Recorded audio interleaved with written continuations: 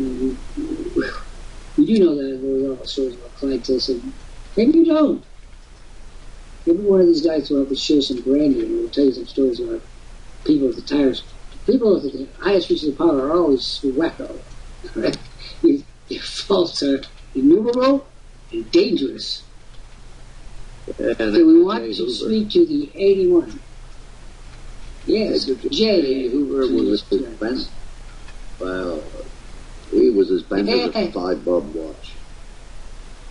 Now listen, just because he used to like to dress up and do the can on an FBI property, it doesn't give you the right to criticize it. So he's a little wacko. I mean, you know,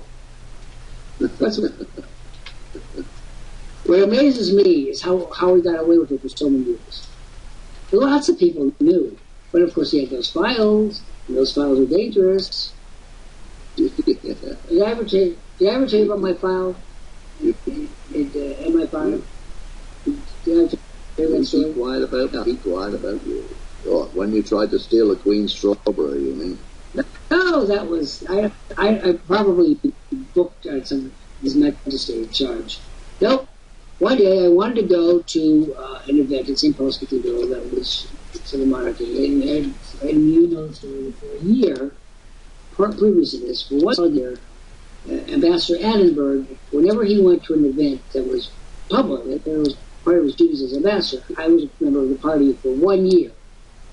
And how this happened was I wrote one of the most pathetic and heartwarming of my life to the ambassador.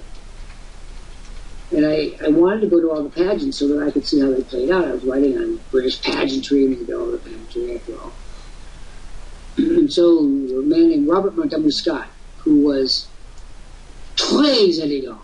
He was the embassy's first secretary. And he was an unbelievable gentleman. He was chairman of the board of the Philadelphia Art Museum, those famous steps that Rocky comes up, those are steps. Anyway, they had decided, even prior to my getting the permission, to give it to me. They didn't even know me yet. But the ambassador said that if I wasn't a complete idiot, a kook or a revolutionary or czarist murderer, that I could get what I wanted, get what I had asked for. I mean, where does that happen in real life? So Robert Montgomery Scott sees me. I'd never been to Grosvenor Square before to go to the embassy. I never had a reason, but I always wanted to go in. First of all, it's a very ugly building, but irradiating power. So I go in, and Robert Montgomery Scott is impeccably dressed. I didn't look like I always look like, except in these clothes, which I probably did. I mean, I like to aim for utmost efficiency. And he said, "What are you here for?" And I explained that I was doing this thesis that soon to be a book on pageantry, the development of British royal pageantry. And he said, "Well, the ambassador and I have discussed you." And then they came up for 1 year, whenever the ambassador went anywhere in his capacity as ambassador, I went too, as a hanger-on, old relation with no money, living in the attic. And it was the most marvelous experience ever. They were so nice to me. But the year ran out. Cinderella had to go back, and Pumpkin went back to Hocken over there. So I go over there, and they sent me this time. I think Walter Annenberg was no longer in office by then. He was a Nixon appointee. Anyway, I had to go to what's called the treaty office and the foreign office. The treaty office is where they handle all the protocol matters, and I was a protocol problem now because I had no standing. Only to quickly point out, you are a non-person. Well, it's nice to be told that officially you don't exist. So I went into this office in the foreign ministry, and a very British bureaucrat man, stuffy little man with a bow tie, said, "We know quite a lot of you, Dr. Lant." And he had this paper on his desk, which was like a foot high, of references to my articles in the newspapers. He said, "Yes, we know." And then he took the papers and he walked into the walk-in wall safe. He walked in, put the papers on it, on the dial. I never saw them ever again. And he said, "I want to make it very clear, Doctor, you have less standing than the 3rd military attaché of the Turkish embassy, which is to say you have no vested interest at all." And that certainly summarized my vision. So I went from my wonderful life with the ambassador to my hideous life on my own. Didn't really matter at that point. I did what I had to do. Now, why am I telling you this? For some reason, I know, J. Who. So now, once you know that they have a file like that, you don't worry anymore. Or you know you're due. It's a matter of time until someone comes in and says, snuffs you. I didn't like your last article in the Telegraph. I don't like you either. And that's the end of it. It ends right there. They hide the body of the security desk. We're here with Nidis from Cornwall. We are discussing your future. We have 102 people, and thusly we have 102 $2,500 scholarships. If you don't come and get one, you're a knucklehead. You get the knucklehead award. You want to read something today? What do you want to read? Well, I was going to read a book, but I had the colorings and pictures first before I could get around to it. So. Would you like Let's to see what we've got. Would you like to read something about money? Would you like internet marketing? You can name the subject. Or we could do a Christmas article. I know how you love those. And it is the Christmas season. Oh, yeah. I did give you the chance to read the Herod the King. That is a very good article. But that's a scary article. Well, let's see if I can find it. I really want Herod. King. Herod, King of the Jews.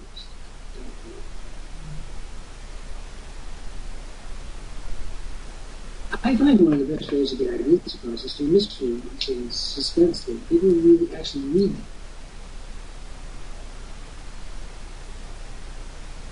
them. And waiting. Yes.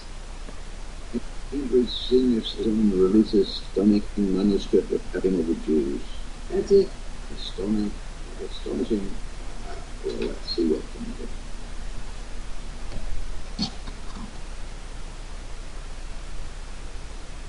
Cambridge senior citizen releases stunning manuscript of Herod, King of the Jews.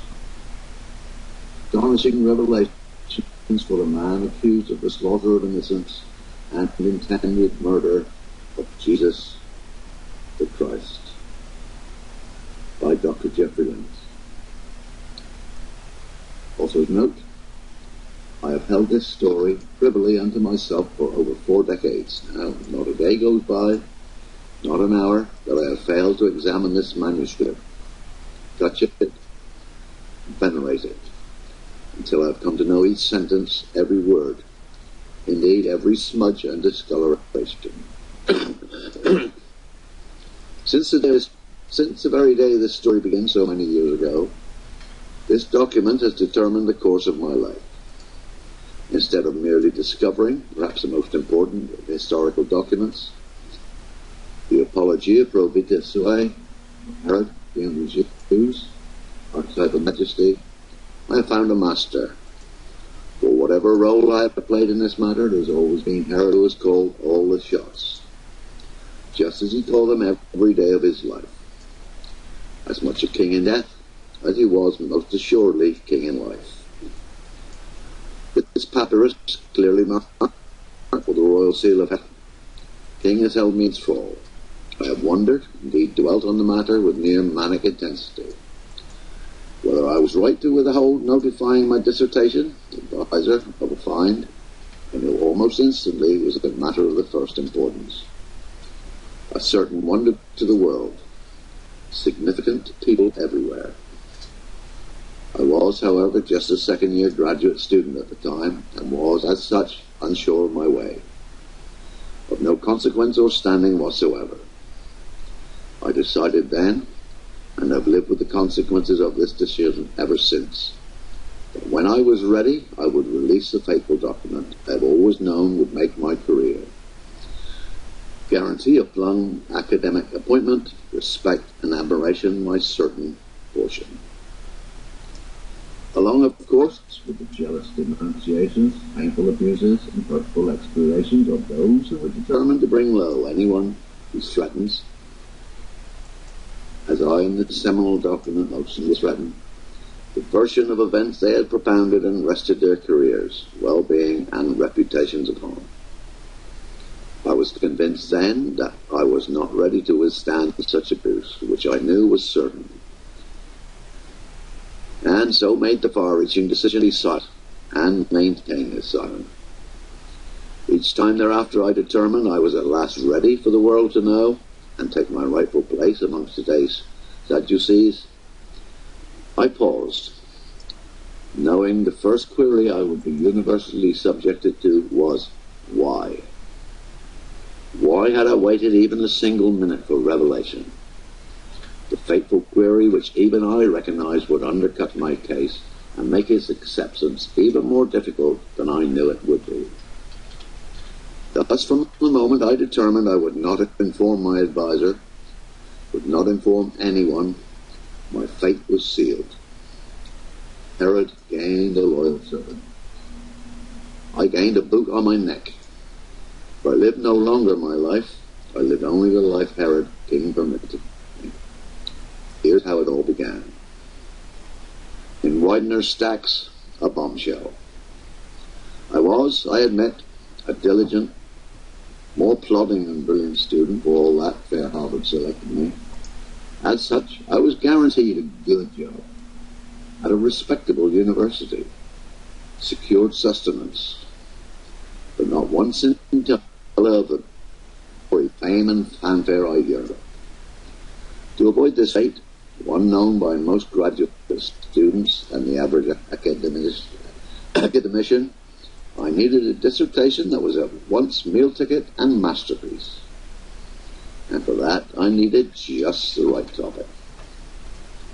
After discussion, I was given permission to write on the role of the slaughter of the innocents in the development of Christian theology, iconography, allegory, and belief.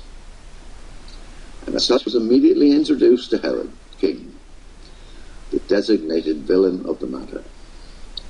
Herod, scoundrel, murderer, infanticide, scourge of every decency, infamous traducer of every human value, king. Point of a dissertation, doctoral thesis, is for the dedicated educational authorities determined if you, aspirant to the academy, can advance the cause of truth, veritas, as they simply say at Harvard, and, having advanced your point of view, defend it against all comers, and so enrich humanity. It is the noblest occupation of all. The process through which assertions, however audacious and astonishing, shine out as options but as truth, thereby taking the place of mere arguments once regarded as important, now instead to be regarded as untenable propositions, no longer regarded as anything but the quaint beliefs of earlier, less enlightened times. All true scholars participate in this crucial work. Indeed, it is a major reason for the very existence of the Academy. We're all hard work for wages, ample but not excessive, shaping society, enriching society, advancing society word by careful word, idea by new idea. I was proud to walk this road, honoured, humbled before such a great goal, determined to be worthy of the name scholar. And so I opened my research on Herod, born 73-74 BC, died 4 BC, aged 70. His reign, 37 to 40. His wives, 10. His children, at least 10. His vast achievements, particularly the construction of the Second Temple of Judaism, and the astonishing engineering feat that was Caesarea Maritima, and its breathtaking port. The envy of every governor and autocrat, necessitous of tax revenues and wishing new ways to tap into the never-ending bounty that was a trade of wrong. Herod was the inspiration, was the envy and inspiration of all, even unto the reigning Roman emperor himself. The dark, sinister, paranoid, sleepless, fearful ruler murder always at the ready to ease his uneasy spirit. Then there was the other Herod, the one whose violent deeds continue to shock, disquiet and disgust. This was a man of dark thoughts and darker deeds, a man whose penchant for murder as statecraft still reeks 2 millennia later. This was a man who killed his second wife, Queen Mariam, likely the only woman he ever loved, who then roamed the corridors of his many palaces calling her name, summoning her back to the life he had summarily ended. He likewise killed his 3 sons by this queen, as well as unnumbered officials, soldiers, priests, subjects, and nobles. Such a man knew there would be jubilation at his death, and so the leading men of every family, tribe, and section should die with him, thereby producing distress, lamentation, and grief suitable for his stature and majesty. Such a man could easily be thought to commit the unthinkable, the one act universally regarded as unmitigated evil, the act known to history as the slaughter of the innocents, enshrined for all the world to know and judge in the Holy Bible. From Matthew chapter 3, verses 13 to 16. Then Herod, when he saw that he was mocked of the wise men, was exceeding wroth, and sent forth and slew all the children that were in Bethlehem, and in all thereof, from 2 years and older, according to the time which he had diligently acquired of the wise men. This was, and has always been, the gravamen against this notorious sovereign, a grave charge found nowhere else. Even so, this heinous deed was accepted by all, historical fact, the very gospel. My diligent researches revealed nothing more until one unforgettable afternoon in the cool recesses of Widener Library. There at the bottom of a dusty box, tied in heavy string, marked as a previously uncatalogued bequest of Judasa, was destiny in the form of a seal, the kind of official marking on the correspondence of some great man, indicating a matter of significance. And so it most assuredly was. The Gospel according to Herod, King of the Jews. I would have removed the document from the box in any case.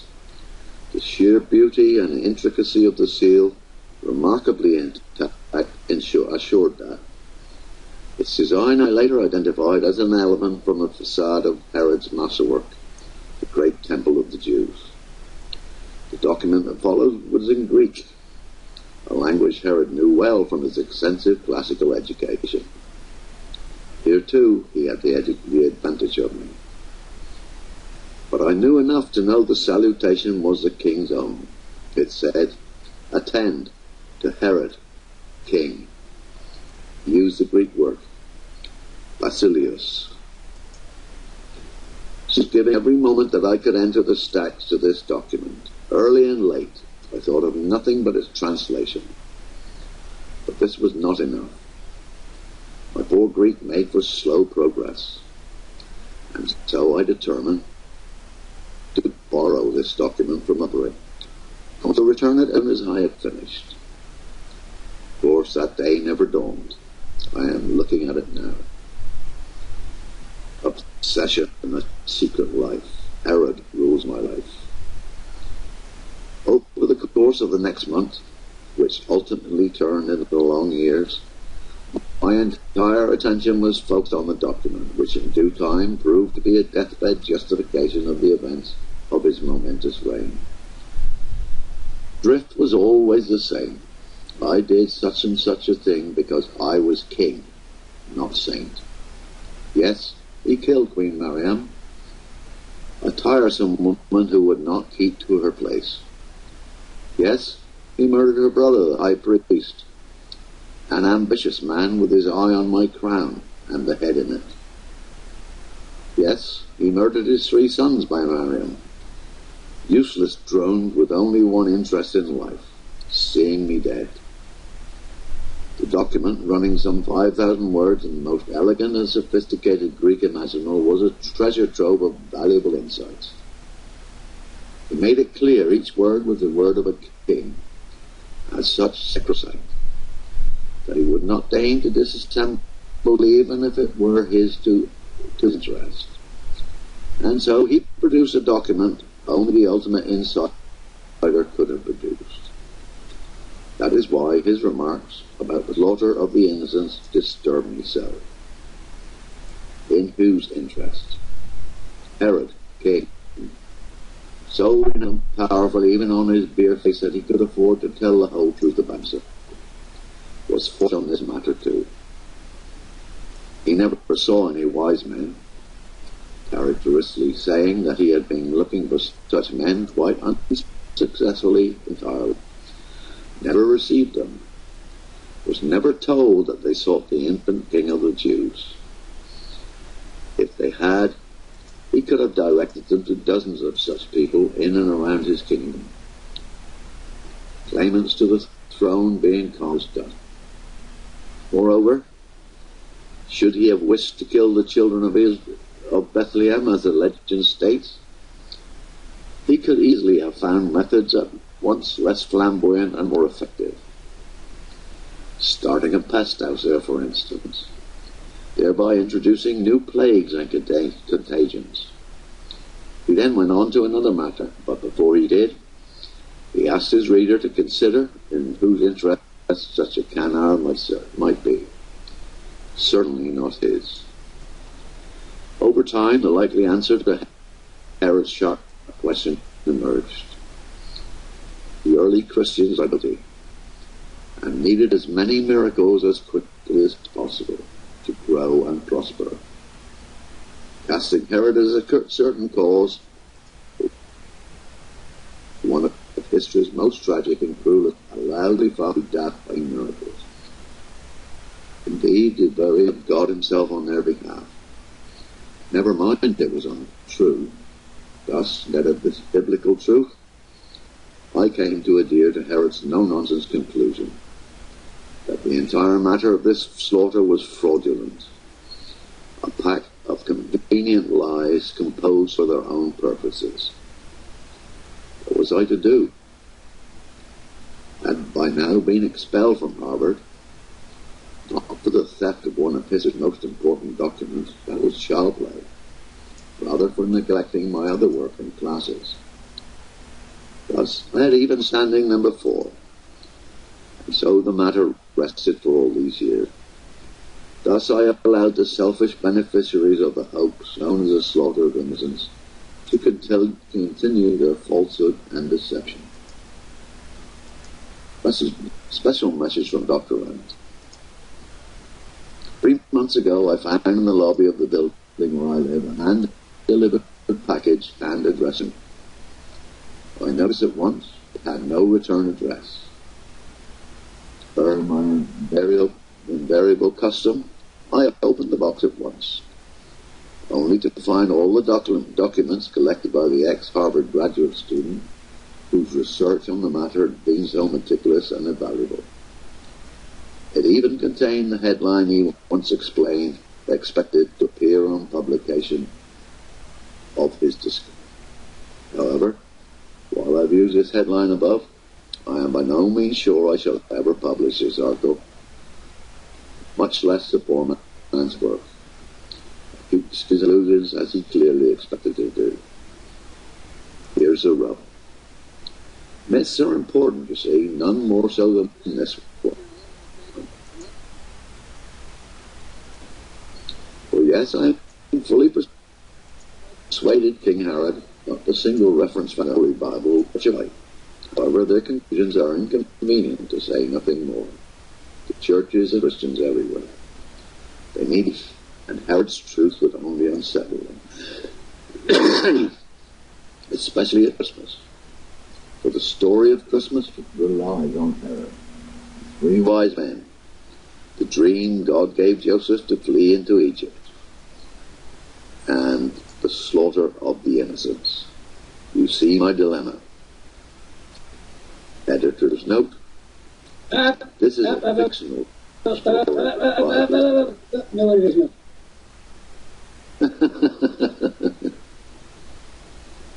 So, what do you think?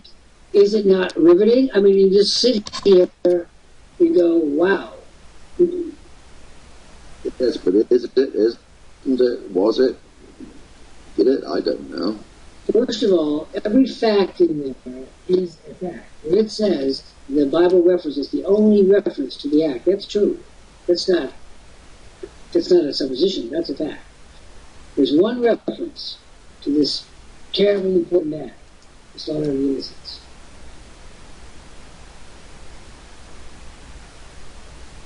So, of all First time those Gospels, why is there only one reference? Well, let me tell you something. To this reference, and if you were going to kill every kid over 2 years old in, say, your town, your village, you probably would produce some talk, right? Let's leave television out of the radio, out of the picture. They'd certainly go, hey, we're killing babies down at the end of 3rd Street in Maine.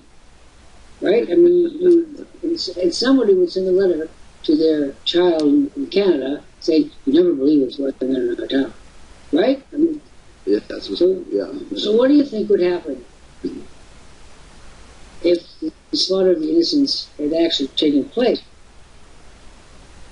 People just give free rein to imagination. What do you think would happen? Well, there would have been a revolution. He would have hung, drawn, and quartered, or...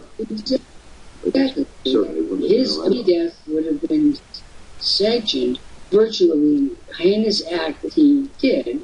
People would say, well, we are now liberated from any bonds of loyalty or oaths or whatever. Let's kill him. And every once in a while, Herod had to get out of the house because he was having cabin fever. Yeah, never mind, it was a huge 700-room palace. You should have cabin fever. I think what's amazing is that for 2,000 years, basically, people have believed that one phrase and failed to examine the context of it says, which makes an incredibly good article. And there's Herod in the Apological Revasua saying, yeah, I killed my wife. She was I was going to say the wrong words. She was a tiresome woman. I see the brother. You know how they killed the brother? It was very rich. I just didn't put this in the article. They drowned him at a garden party in full view of hundreds of guests at the king at the palace. They were having a full-fledged, rip-roaring garden party, and they drowned the high priest during the party. He just kept pushing his head down until finally he gave up. Gave up the ghost, literally. Let's see, the manuscript.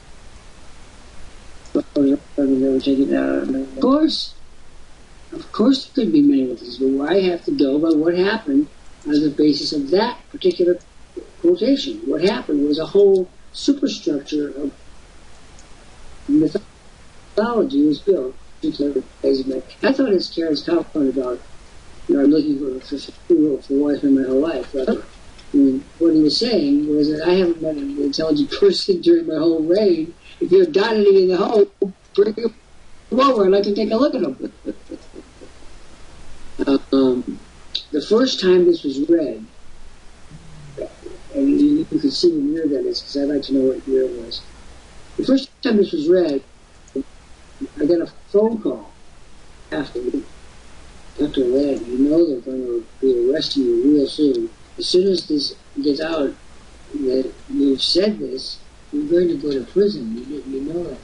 And then he said, can I tell him? Can you come and look at the document? Now, it so happened that this person was the trustee of an art museum. And he wanted it for display purposes. And you know, if I had turned over the document to him, I never would have seen it again. And he said, I want you to know, I'm going to do it. He said, why didn't you tell me this, Brad? You dropped out of Harvard. Well, you're beginning to see that people, this is how beliefs get generated and accurate. He also said a few other choice things like, how did you get it? How did you steal it from Wyden? Would you put it next to your body? Or was it in an attaché case?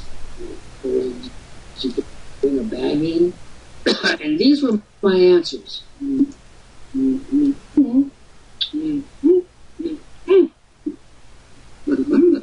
those are my answers, just like that.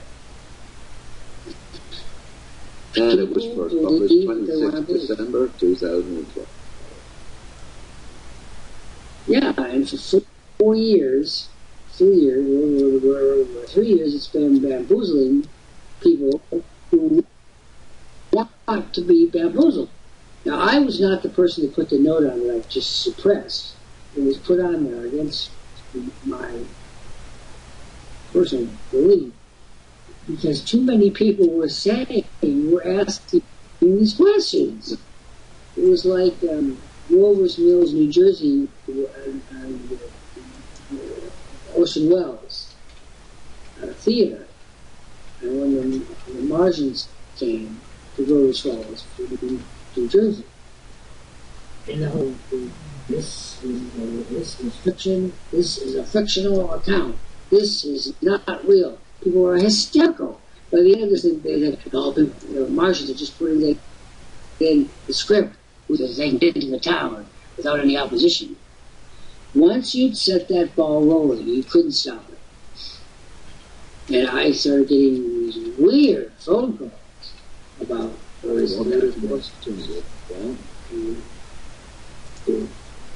Oh, Leanne, here you are again. There are a ton of scroll. Oh, no, that's not you. Leanne, what are your questions? All right, well, you've got the CEO here, the CEO, the co-founder, the chairman of the scholarship committee, Christian Innes, one of our senior monitors, and a member of the scholarship committee. What are your questions? Now, before I answer them, I'm going to ask you, do you have $100?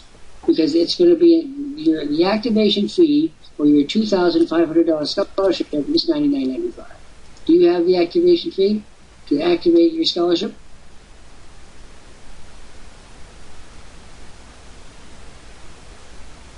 Well, Chris, I'm going to ask you to go down for a minute so we can bring Patrice up, but stay here for just a minute, and then you can come back as we always do. Leanne, what are your questions?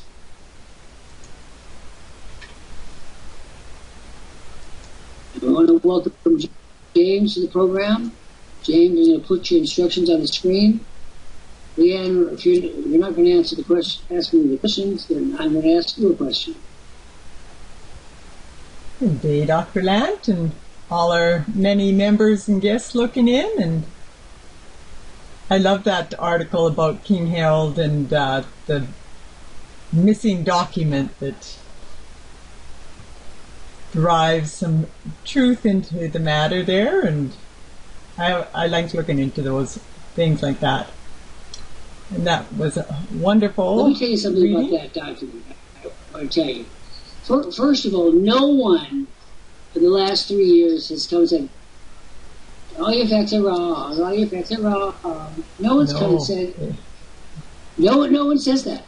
The facts are based on the Bible and on historians of the period. In other words, it's all supported to the extent that any ancient controversy can be dealt with. And the people's comments to me were, they're going to get you, you know. You're going to be snuffed out, Dr. Ladd. And it gets to be really creepy. Yeah. When the phone rings and there's someone saying, how did you get the document out of the library? Yeah. And then if anybody wants to catch the replay of it, you can catch it on the YouTube channels Patrice Porter or the Worldprofit Tube at www.worldprofittube.com. And you can check out my Home Business Central at www.20waystoprofit.com. And I've also used the tools and resources from World Profit here to help people to create abundance by gardening. An example of how you can use the tools and resources and training here at World Profit for any business. And that's at www.gardeningforfoodsecurity.com. And with that, I'll say my adieus and bring Christopher back up and hopefully bring Leanne in to our community here. Bye for now. I hope so. And it's Patrice Porter who runs the wires around here. Anything he knows. It's a program that we put on every single day, and we cover the waterfront as we did today. This will tell us a little bit more about his reaction to what is, frankly, I've got to tell you, a brilliant article. It's just plain brilliant. Leanne Theriault, are you going to respond or not? Certainly induces a lot of... Well, you know, P.D. James died a couple of days ago, as I'm sure that was front-page news in the UK. It was because it was second-page news here in Boston. And when I was growing up, I was very disdainful about books like Dorothy Sayers or James or whatever. As I got older, I admired them a lot more. When I started writing my own mystery stories, I love them.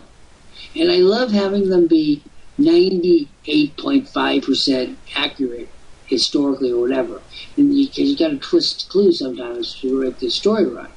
But it is really fun to write mystery and horror stories and stories about aliens or whatever. What do you think about that, Mr. Chris? Yes, I like mysteries and stories about aliens because I think we are aliens. Well, certainly some of us are. And I've discovered that if I train my mind, which I've been doing for the last many years, it's all in there. It's all in the head. And, for example, once I flipped the proposition that in the Christian tradition, Herod was the murderer, the monster who killed all these babies. And there was a whole cottage industry during the Renaissance of people painting the slaughter of the innocents' portraits. I mean, there are thousands of portraits of the killing of innocents. You know why? Because a person went to Rome, and that was their postcard. They dragged this thing back to Cornwall, and they had this picture of the slaughter of the innocents by the best master that their money could buy. And no one said, oh, by the way, has it happened? It's inconceivable. Way too many people have way too much of a vested interest in this to say, this really happened? Which is why, at the end of the article, when I'm confronted with the possibility of blowing the cover, I can't do it. Or whether I'm in the middle of trying to figure out whether to do it or not, letting the reader decide if we're going to open the can of worms or not. The reader has to decide, not me. I don't tell the reader. I don't say to the reader, see, you got to believe this. My response is, hey, you believe it, you believe it. Advise me, yes. Well,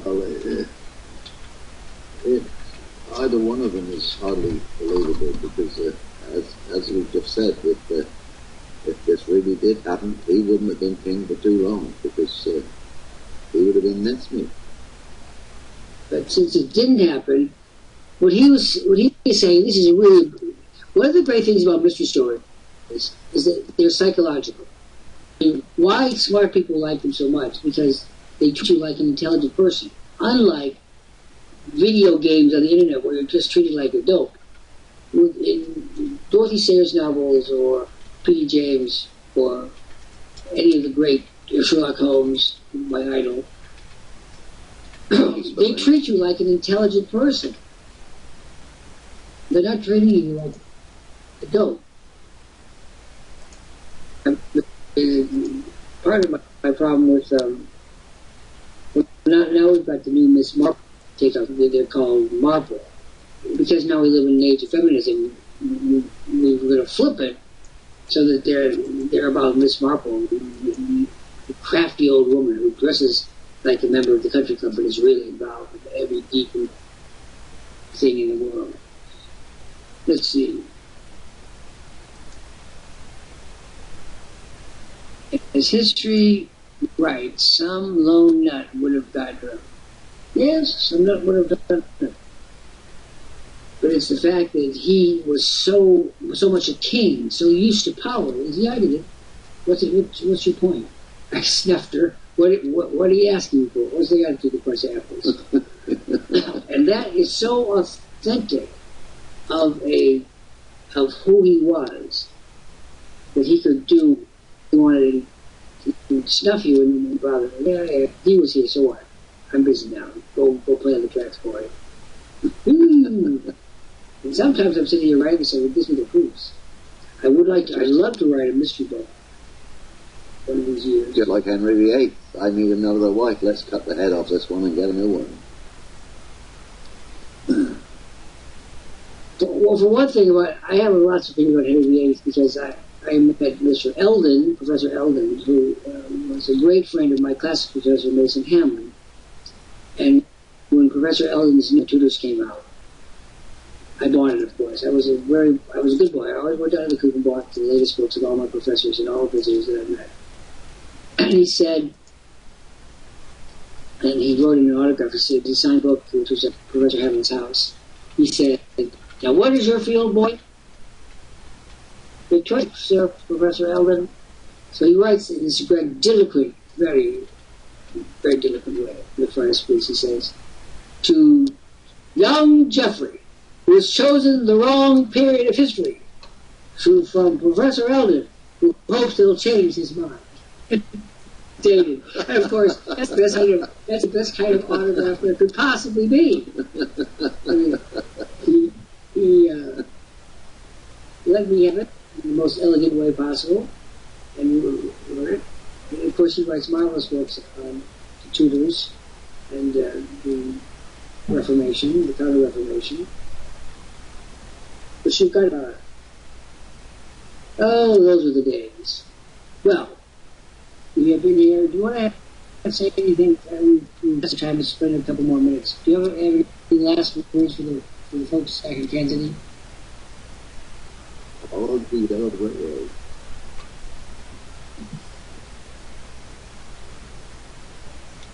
That's it. That's it. You're just doing that. You're giving us a bit. No one's listening to.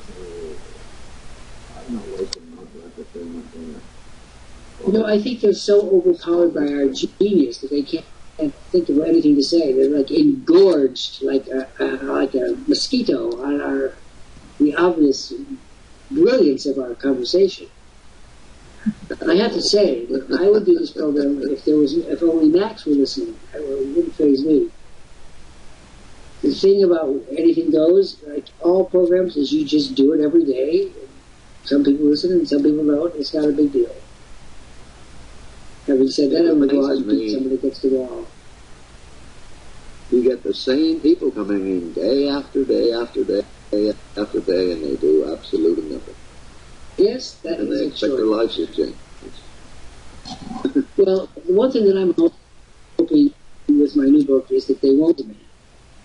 Max is going to do a little section at the end of the book, 10 conditions for following up this book. And among the conditions will be, you may not visit him. You may not pick up the phone. There'll be these things, which people better rely on. Consultancy, conspiracy, tell-all. Yes. All right. Well, I have been up now since 10 o'clock this last night. Not just this morning. I mean, we wrote a great deal, which I needed to get into the book. I decided to cut chapters into 2 parts, so that we'll have 2 normal-sized chapters. Everyone will cheer for that. That means that 8 chapters are just about finished, and we'll be finishing the next day or 2, and then we carry on, so it's in actually good shape. But boy, I never planned on writing a book with so much, give the psychiatrist so much to deal with. Boy, I suppose I shall be a much studied person, at psychiatric places. Robert. And so I'm going to leave you guys for a while. Are you in the monitor program, Robert? If not, why not? So I'm going to let you handle that. Trees, thank you. Thank you, Chris. Thank you, World. And remember, for the 86 of you out there, we have 86 $2,500 scholarship packages. If you're stupid enough not to have one, then let me give you a piece of advice. Don't start an internet business. If it's going to be a failure, it's not worth doing in the first place. On that happy note, I'm going to go read the apologia poem to Sura Carrot the King. You know, I did hide it under the bed.